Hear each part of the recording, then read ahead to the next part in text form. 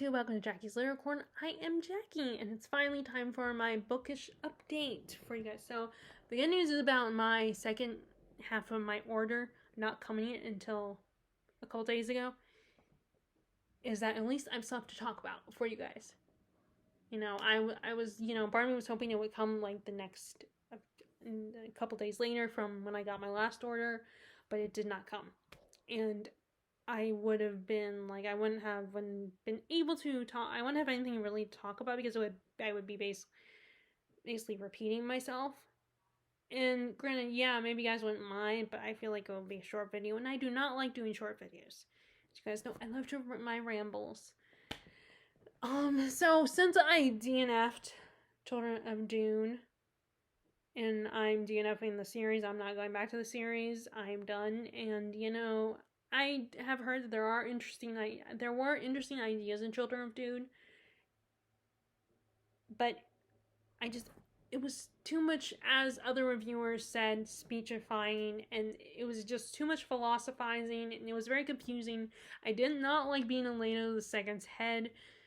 There's one of the things he finally gets the spice, and what he goes through was very just like weird and confusing, and I'm fine with the weird, but I mean, and maybe I would like it better seeing it in a movie adaptation. I know there's a mini-series adaptation. I don't know if there's ever going to be like, if the second, if Dune Part 2 is successful, maybe they'll do Dune Messiah and Children of Dune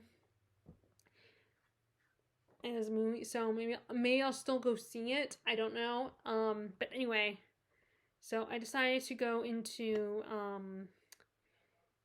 continue with a history of the Philippines, and this is so informative and so interesting. I did not know this stuff at all. Like, I barely knew anything about the Philippines itself.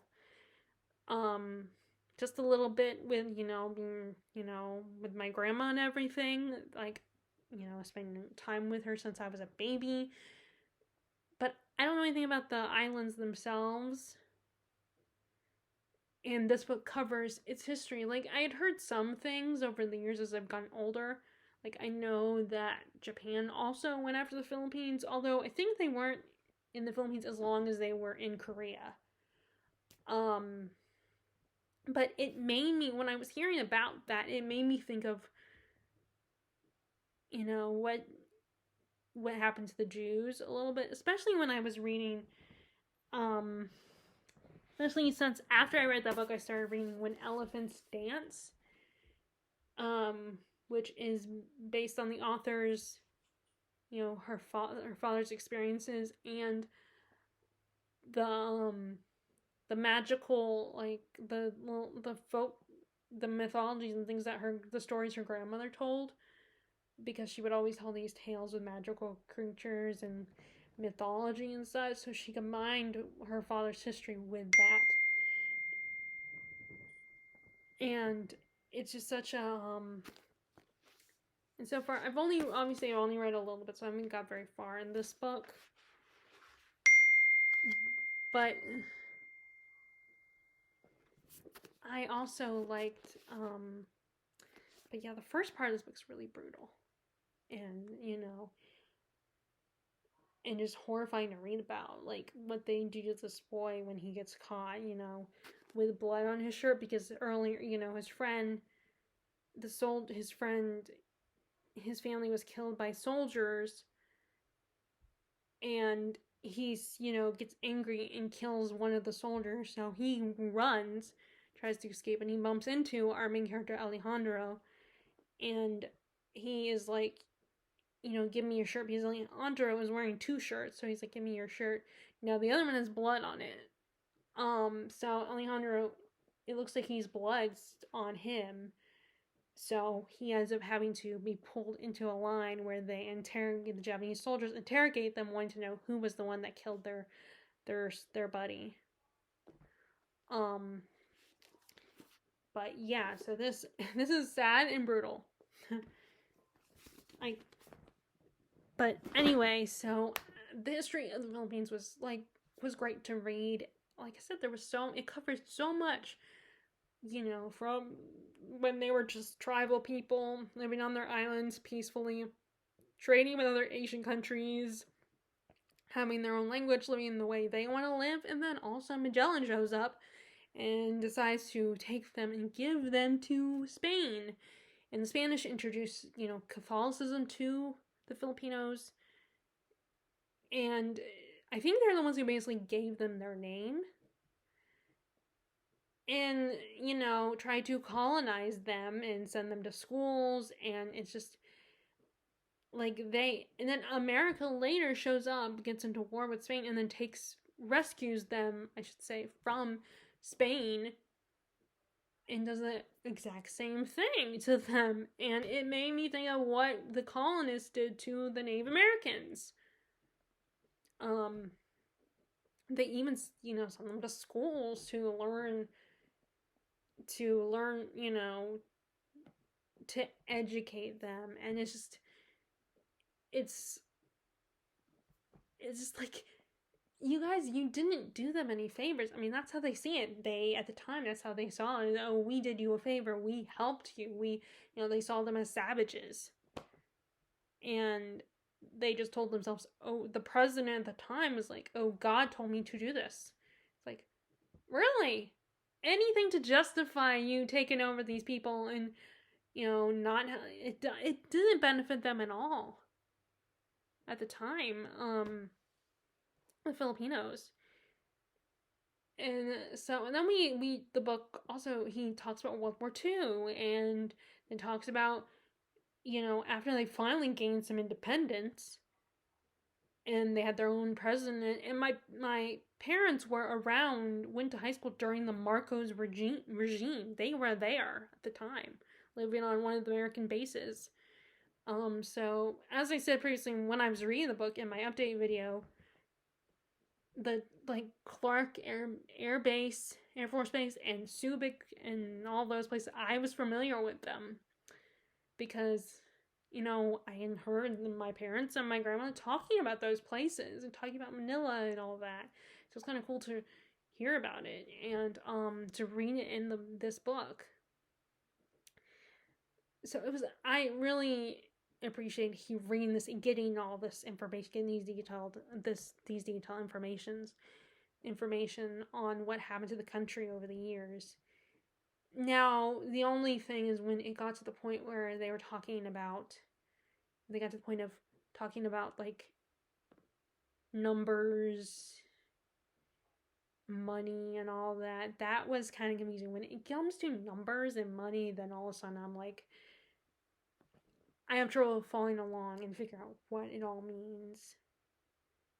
And just numbers baffle me and confuse me. So when they were giving that in percentages and all that, then or like what was going on with the trading system and everything, all of a sudden, like there were times when I was very lost and kind of tuning things out. But yeah, other than that, it was really great and lots of, really good information. And I hope more people will read this book and learn more about the Philippines. And then so along with that, and before I started reading When Elephants Dance, I also began reading Rebecca's Tale by Sally Bowman. This is a sequel to the original Daphne du Maurier novel, Rebecca, and this is told from the perspective of Colonel Julian, who is in the book, and he also was in love with Rebecca and saw her with rose-colored glasses. He found it, and wanted to, but he also wants to understand Rebecca and know her more and find out what happened. And that's what this book explores. What really happened? Did Maxim actually kill her, or did she commit suicide?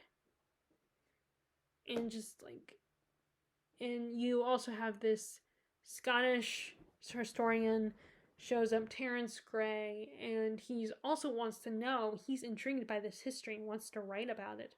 And he tries to get information from the colonel, but at first the colonel does not trust him. And you have all these older people they have this mentality of, oh, don't mess with the past. You can't touch the past. I mean, we can tell you things, but we won't tell you exactly. We won't tell you everything. We'll just tell you what we want to tell you, what we speculated. And then, of course, you have him interacting with characters like Firth and Jack Favell, the cousin that was in love with Rebecca. And women like Rebecca are so fascinating to me. I want to understand what power they have over people. What is it about this woman that is so, like, she's so beautiful and glamorous, and that just people are drawn to her. And I'm so curious about that. And I picture her looking like Scarlett O'Hara a little bit. Maybe, I guess going by this, maybe not as dark haired, but just that a charming woman who just knows how to win people over, even if she can come off as a bit mean and bitchy. And I just don't get this power she has over people. I'm just trying to now Terrence Gray is probably the only one that's unbiased to her, because even Colonel Julian's daughter Ellie admits that begrudgingly she actually liked Rebecca and admired her and probably wanted to be her. But she's this very glamorous, free-spirited woman that was also kind of mean. She comes off as a little catty. And Terrence Gray is trying to, when the Colonel becomes overworked and he becomes ill and he's on bed rest, he finally lets Terrence Gray get involved and find out more information. But although the Colonel still won't tell him everything. And so he's, trying to piece it all together. And we know that he's eventually going to talk to Jack Favell. But we haven't got to that point yet. So far, he's only talked to the Briggs sisters. And, which I don't know if they were mentioned in the original novel. And he's talked to Firth. And the Colonel, obviously. But we have not met Jack yet. I'm definitely curious how that conversation is going to go. Now, on a more lighter note, the one happier book that I'm currently reading is Anne of Avonlea, and this is the sequel to Anne of Green Gables. And once again, Anne's getting into shenanigans. She is trying to help people, but it just gets her in trouble. She ends up in a lot of predicaments. Although I haven't got that far yet, but that's gonna happen. Anne is 16 at this point, and I love how she tries to look at everything positive, puts like positive spins on everything. Like, she meets a new neighbor, Mr. Harrison, who at first, when she first met him, he was kind of cranky, and he did not appreciate that hers and Marilla's cow kept getting into his oats, and she, Anne promises, oh, I won't let that happen. Again, I promise. And then while her and Diana are doing stuff, she catches a cow in his oats thinking it's theirs and tries to take it, and then sells the cow to another neighbor thinking, okay, we're tired of this cow, we don't want to take care of it anymore. And then come to find out, she realizes the cow is actually Mr. Harrison's. But by then, when she goes to meet him and apologize, he's actually in a better mood, and he's, a lot more forgiving. And and she always wins people over. And, Mr. Harrison still does not like Rachel Lynde, but Anne actually defends her and is like, okay, I know she's a little nosy and a busybody, but she actually has a good heart. She's a very kind person and is willing to help you. And they're also Diana Gilbert, and some of their other classmates are working together to create this society to improve the community. Of course, people like Mr. Harrison and Rachel Lynde think they're improving the residents themselves, and they're like, it's not going to work. But then they actually want to make the community better and fix things up, like buildings and fences and all that. And it's so sweet what, Anne's optimism, and what she's trying to do to help the community. And it's such a light read and fun read. It's great when you're reading a bunch of heavier books or sadder books, to read something light and fun and fluffy. So yeah, I'm on chapter 10. Oh, and they just had a part when Marilla's cousin just died, and so her cousin's husband, I mean, either the husband is the cousin or the wife is the wife that died, but she died, and the husband's off trying to find work, and they have these two twin children, Davy and Dora, and Anne convinces Marilla to take the kids and take care and raise them until they're, through the winter. And oh my god, the Davy is such a little brat. Like, I don't know whether to get angry or laugh at his antics. And he's one of those kids who will do things like slip a caterpillar in the back of a girl's, blouse, and then feel bad about it after the fact. But he's like, oh, it was so funny. How could you not laugh about it? And, Anne's trying to get this kid to calm down and stuff. And luckily the kid, Davy, likes Anne. Because she's not too hard on him. Like, she thinks, the hitting a child in the butt with the switch is barbaric. She does not like that idea. And I don't know if that's gonna go well or not, because she's a teacher now as well. So I don't know if that's gonna, her avoiding a spanking or using the switch on the kid, how long that's gonna be okay. Because both Gilbert and the other girl from the class is like, how are you supposed to discipline these kids? You can't just not swat them. You have to punish them. Because they're going to take advantage of you if you don't. Although Anne talks about her first days, there's only like one kid that's not a good kid. That doesn't like her. But it's like, I love these books. They're so warm-hearted and fun. And like I said, it's a great palate cleanser type book. When you're reading all the like stories that are heavy stories or sad stories, it's great to read something like this. Now I'm finally gonna show you. I got my second order, but I'm also gonna show you, the first two books again. So the first two books I got were, and I read the back of this last time, so remember this Hood, which is a retelling of Robin Hood. I think it's a more realistic retelling and more dark and gritty. It's, I'm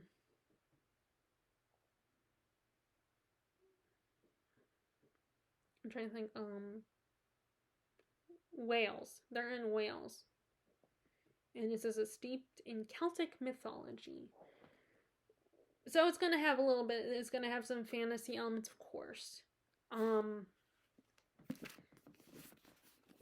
And then I am also, the other book I got with that one was The Last Time I Saw Mother, which is a story about a woman who I think returns to the Philippines from, she's living in Australia and receives a letter from her mom, and she has to come back to the Philippines, and she finds out that there's things that she doesn't know about her family, all these secrets. So I'm excited to read this.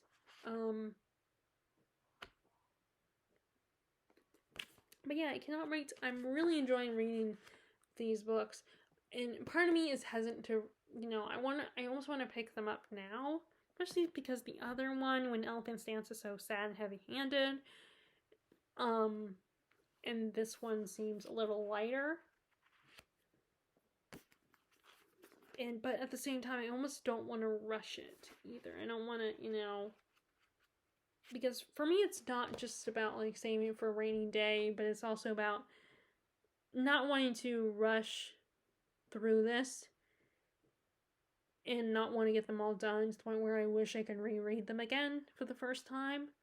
Like that's what it is for me. It's not about saving it for a rainy day, but not wanting to read them just yet, because I know that once I read them the first time, that's the only time you can read it for the first time.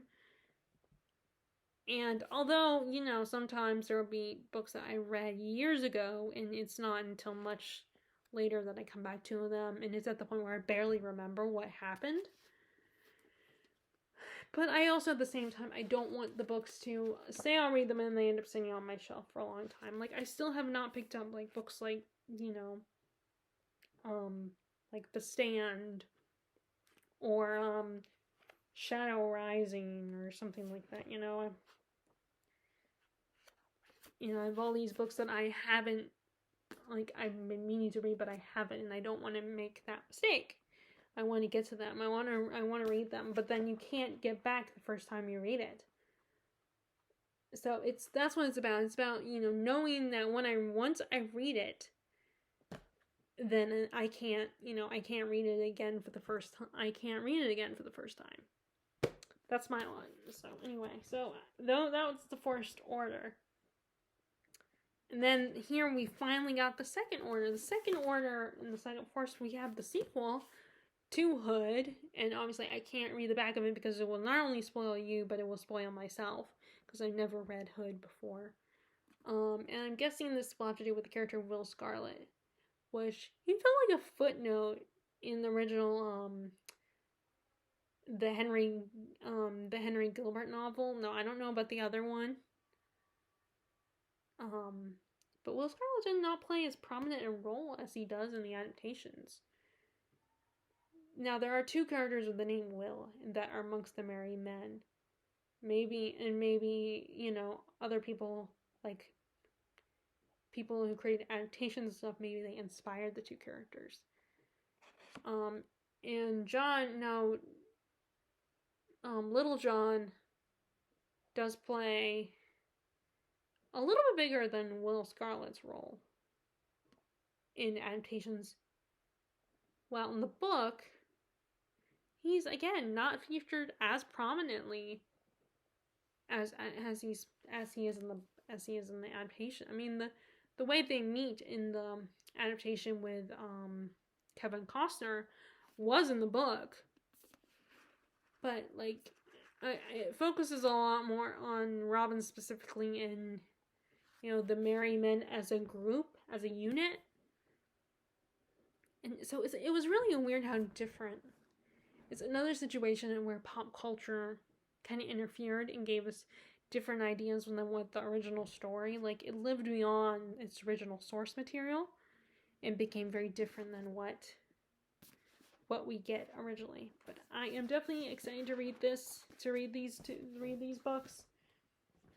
And then the last book I got, which I was surprised about the size. I thought it would be a little thicker and bigger, but we have the Viajero. Forgive me, I don't know how to pronounce this author's first name, but Efsonil Jose, and he wrote a lot of books, including he's the author of Dusk, which is from a series. Rosials, I don't know what it's 5 books. That series is 5 books long. Now this one is not part of that series. But there are at least 2 blurbs on there that really compliment the author. So let me read the back description. Viajero is a novel of history of these islands and their people long before the Spaniards came. It is also a story of the Filipino diaspora as seen by an orphan Salvador de la Raza, who was bought by an American captain to the United States in 1945. Through the eyes of Salvador unfolds the epic voyage of the Filipino from the earliest contact with China through Magellan's tragedy in Macatan onto the heroic voyages of the galleons across the Pacific. The Viajero story concludes with the movement of the Filipino workers to the Middle East in the travail of our women in Hong Kong, Singapore, and Tokyo. The Filipinos' continuous search for social justice and moral order, a major theme in Sonil Jose's fiction, pervades this novel. And it was translated in 27 languages.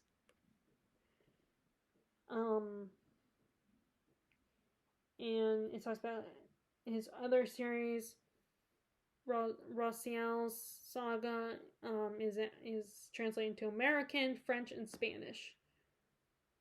And he received a literary prize or award for journalism, literature, and creative communication.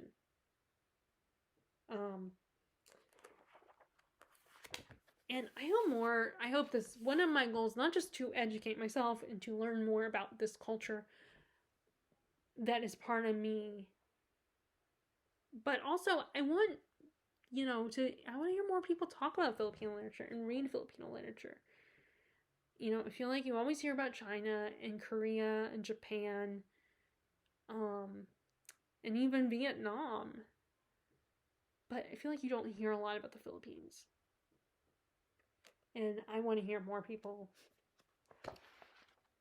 talk about the Philippines and read Filipino literature. I mean, maybe they do, I haven't interacted with those people yet. But I'm excited to read this. And now I am, like I said, I'm currently reading When Elephants Dance, but I'm almost tempted to put that down and get to these two books. But then, as I said, I don't want to rush this because I don't want to get them all done in one go, and because you can only read a book for the first time once. And yeah, maybe, like I said, I've had situations where it was a book that I read a long time ago and I don't remember it that well, so it feels like it's the first time.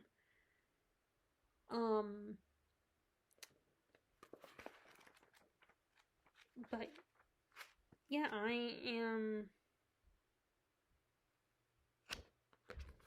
And one of the, but I just don't know. I just want to read it now. But anyway, so that is that book. So those are all the books. So that is how my reading is going right now. Like I said, I want to get these. I want to read these books now, but then I don't. Again, my other thing is I have all my new books all my older books I've had for a long time that I need to read, and I'm just and I don't want to read them too soon either.